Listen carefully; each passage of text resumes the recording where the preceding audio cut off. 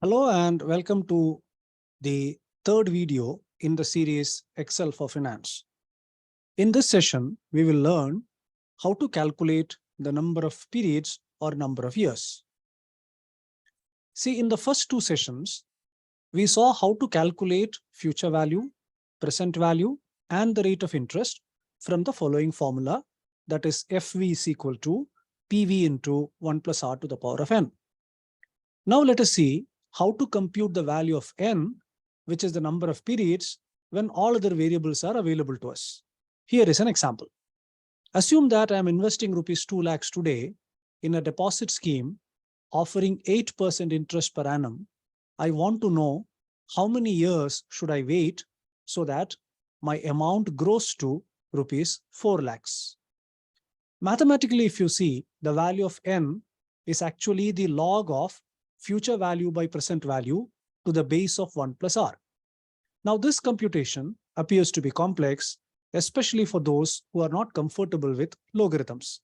But Excel can help us to compute this in a very easy manner. So let us now see how Excel can help us in computing the number of years.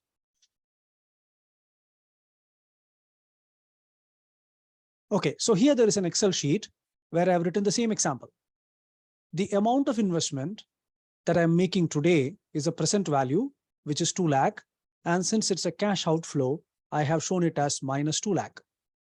The maturity amount I want at the end of my investment is 4 lakh rupees. So that becomes my future value.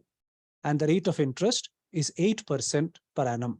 Without getting into any mathematical complexities, the Excel can directly give us the value of number of periods using a formula called NPER. The syntax for NPER formula is NPER, rate, PV, and future value. Let me show you how to use this formula. Is equal to NPER, bracket open.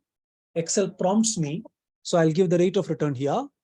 Then there is a comma, one more comma, because we are skipping this PMT. Then comes present value. After that, future value, and I close the bracket and plus enter. That's it. So the number of periods that I need to remain invested for growing my 2 lakh rupee investment to 4 lakh at the rate of 8% is almost 9 years. So this is an easy way. There are many occasions on which we would like to know the amount, the period of investment for which we have to keep our money invested so that we are able to reach a desired amount on maturity.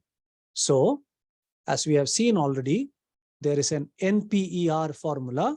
The formula is NPER, rate, 2 commas, present value, future value, bracket close.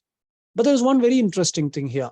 We need to keep in mind that this above function gives number of periods and not necessarily number of years. So N is defined as number of periods. That is why it is NPER, number of periods. Why number of periods is not equal to number of years? That's something very interesting. We shall see it in the next video. Hope you liked watching this video. Thank you very much for watching.